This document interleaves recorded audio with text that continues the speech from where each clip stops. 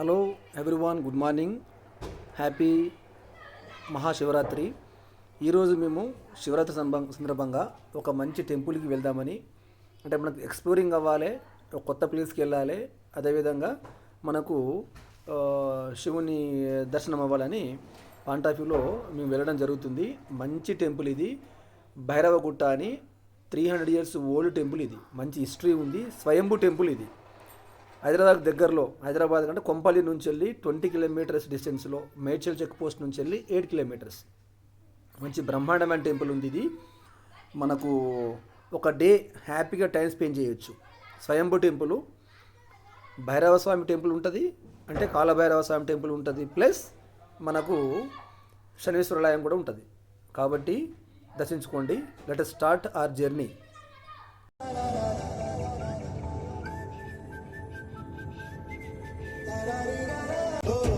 గోరింటాకెట్టుకున్న సందా మామావే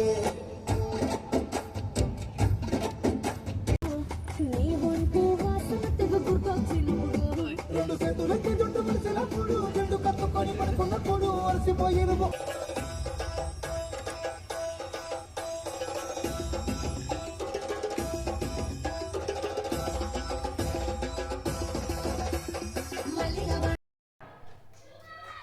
సో ఫైనల్గా రీచ్ అయ్యాము టెంపుల్కి. ఇంకో ఇది మంచిగా బ్రహ్మాండంగా ఉంది. జర మా ఛానల్ని కూడా సబ్స్క్రైబ్ చేయండి, లైక్ చేయండి, షేర్ చేయండి. సో టెంపుల్ అయితే బ్రహ్మాండంగా ఉంది. భైరవ గుట్ట అంటే గుట్టలాగానే ఉంది. మంచి ఎక్స్ప్లోర్ చేయొచ్చు. ఫారెస్ట్ ఉంది, పెద్ద పెద్ద బండరాళ్ళు ఉన్నాయి. వింటర్ సీజన్, రైనీ సీజన్లో అయితే ఇంకా గ్రీనరీ ఉంటుంది కాబట్టి మంచిగా ఎంజాయ్ చేయొచ్చు. ఇప్పుడు మనము ఎండాకాలంకు దగ్గర ఉన్నాం కాబట్టి కొంచెం చెట్లు ఎండిపోయి ఉన్నాయి. ఓకే, సో మేము స్టార్ట్ అవుతున్నాము. ఇదంతా పెద్ద పెద్ద బండరాళ్ళు ఉంటాయి కాబట్టి ఒక గుహ టైప్ ఉంటుంది అనమాట. సో ఫ్యామిలీ స్టార్ట్ అయ్యాము. పిల్లలు భయపడుతున్నారు, వెళ్దామా వెళ్ళకూడదా అని. ఎందుకంటే జనాలు ఎక్కువ లేరు కదా. పబ్లిక్ ఉంటేనేమో మనకు ఒక ధైర్యం ఉంటుంది.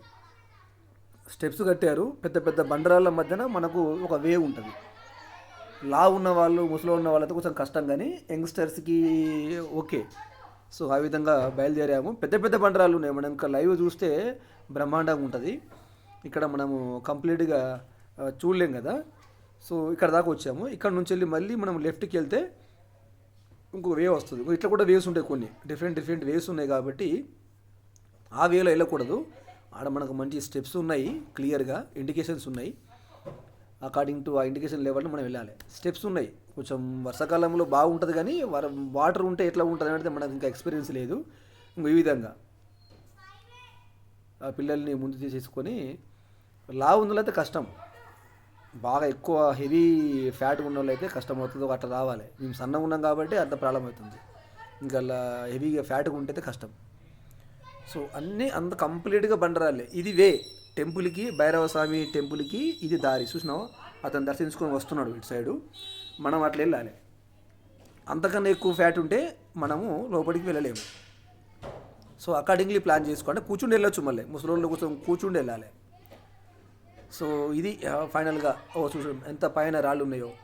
పైన నుంచి వెళ్ళి రాళ్ళు పడితే ఏమో భయం వేస్తుంది, కానీ అంత ఈజీగా పడవు, స్ట్రాంగే ఉంది. ఇది ఇంకో డిఫరెంట్ గుహలు ఉన్నాయి. అటు వెళ్తే మళ్ళీ సంథింగ్ వేరే ప్లేస్కి వెళ్తామంట. అవన్నీ మనకి ఎందుకులే కానీ. సో ఇది మనకు భైరవ స్వామి టెంపుల్ దర్శించుకున్నాము. లాగేసి ఉంది, ఎందుకంటే ఈరోజు శివరాత్రి కాబట్టి పూజారి అక్కడ శనీశ్వరాలయంలో ఉన్నాడు పక్కన. లేకపోతే ఇక్కడనే మనకు స్వామి అయ్యవారు morning 7 o'clock to morning 11 o'clock వరకు ఉంటారు ఇక్కడ భైరవ స్వామి టెంపుల్ దగ్గర. సో ఈ విధంగా మేము ఎక్స్ప్లోర్ చేశాము. ఇంకా చాలా విజిటింగ్ ప్లేసెస్ ఉన్నాయి. సో అవన్నీ చూసేసుకొని వెళ్దామని ఇక్కడ మంచిగా ఫోటోగ్రఫీ. ఈ గుట్ట కిందికి వెళ్తూ ఉంటే అన్ని పెద్ద పెద్ద బండరాలే ఉన్నాయి. ఇది యాక్చువల్లీ మనకు టెంపుల్కి వచ్చే వే. ఇది ఇంతే ఉంటుంది ప్లేస్. ముసలోళ్ళు అయితే, ఫ్యాట్ ఉన్న అయితే కూర్చొని రావచ్చు, పెద్ద ఇబ్బంది ఏం లేదు. సన్న ఉన్న వాళ్ళు అయితే హ్యాపీగా రావచ్చు.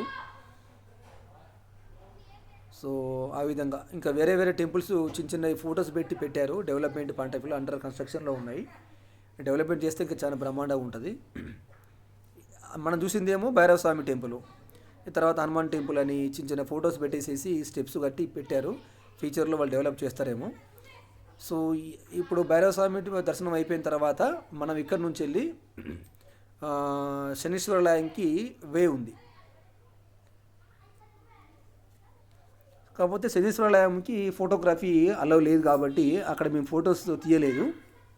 ఓన్లీ నేను దూరం నుంచి చూపిస్తాను. శనీశ్వరాలయం ఈ విధంగా వెళ్ళిన తర్వాత స్టెప్స్ వెళ్ళిన తర్వాత మీకు కనబడేదే శనీశ్వరాలయంకి దారి. అక్కడ గేట్స్ ఉన్నాయి, ఐరన్ గేట్స్ ఉన్నాయి.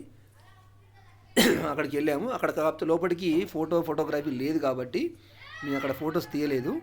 అక్కడ నుంచి వెళ్ళి నేను మళ్ళీ కొంతవరకు వేరే ఫొటోస్ వీడియోస్ పెట్టాను ఎక్స్ప్లోరింగ్ కొరకు. డెవలప్ చేస్తే మాత్రం ఈ భైరవగుట్ట, కాలభైరవగుట్ట చాలా బ్రహ్మాండంగా ఉంటుంది. అంటే డెవలప్ చేయొచ్చు ఈజీగా. పెద్ద పెద్ద బండరాళ్ళు ఉన్నాయి. మనం గ్రీనరీ లాన్స్ కానీ మంచి చెట్లు పెట్టేసేసుకుంటే చాలా బాగుంటుంది. Just 20 kilometres from Kompally, 8 kilometres from Medchal check post. So ఒక ఫ్యామిలీ హ్యాపీగా ఒక హాఫ్ డే 1 డే వరకు టైం స్పెండ్ చేయొచ్చు. ఇక్కడ పెద్ద బండరాయి ఉంది టెంపుల్ పక్కన. దానిపైకి వెళ్ళి ఫొటోస్ తీద్దామని ప్రయత్నం చేశాను కానీ మా మిస్సెస్ వద్దన్నది. ఎందుకు అక్కడ కరెక్ట్గా లేదు, మళ్ళీ పడిపోయే ఛాన్స్ ఉందని అనేసరికి నేను ప్రయత్నం చేశాను కానీ సపోర్ట్ లేకపోవడం వల్ల పైన ఎక్కలేకపోయా. కానీ ఎంజాయ్ చేయొచ్చు, బాగానే టైం స్పెండ్ చేయొచ్చు పిల్లలతో పాటు. ఇంకా చాలా ఎక్స్ప్లోర్ చేసేంత ప్లేసెస్ చాలా ఉన్నాయి. ఇక మాకు ఫస్ట్ టైం కాబట్టి దాని గురించి అంత అవగాహన లేదు, ఎక్స్పీరియన్స్ లేదు కాబట్టి మేము చేయలేదు.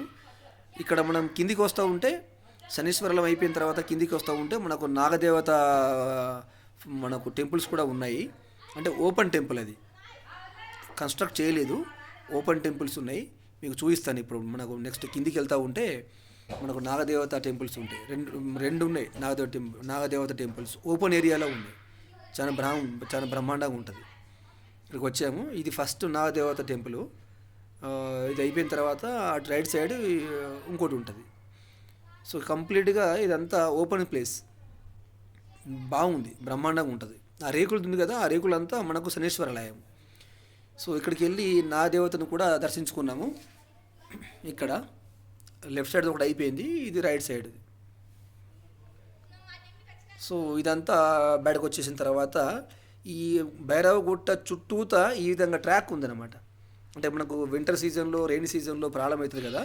సో అందుకని బురద మనకు ప్రాబ్లం అవుతుంది కాబట్టి అందుకని పబ్లిక్కి మనకు సింపుల్ ఉండడానికి మొత్తం ట్రాక్ కట్టారు కంప్లీట్గా.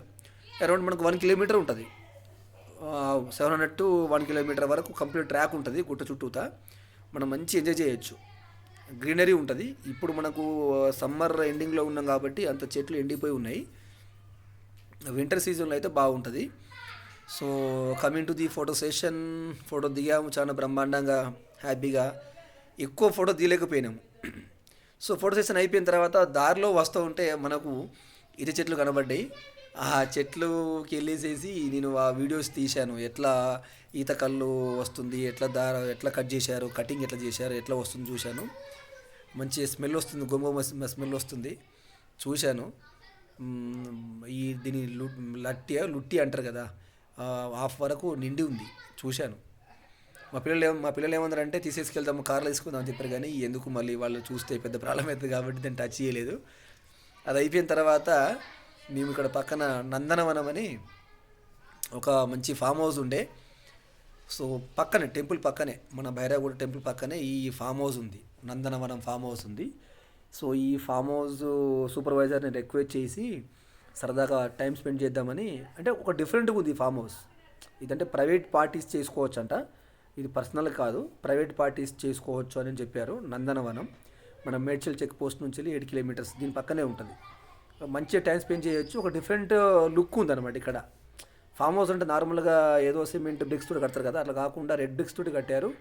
స్విమ్మింగ్ పూల్ కూడా ఉంది, ఓపెన్ స్విమ్మింగ్ పూల్ ఉంది, బ్రహ్మాండంగా ఎంజాయ్ చేయొచ్చు. మా పిల్లలు కూడా బాగా ఎంజాయ్ చేశారు.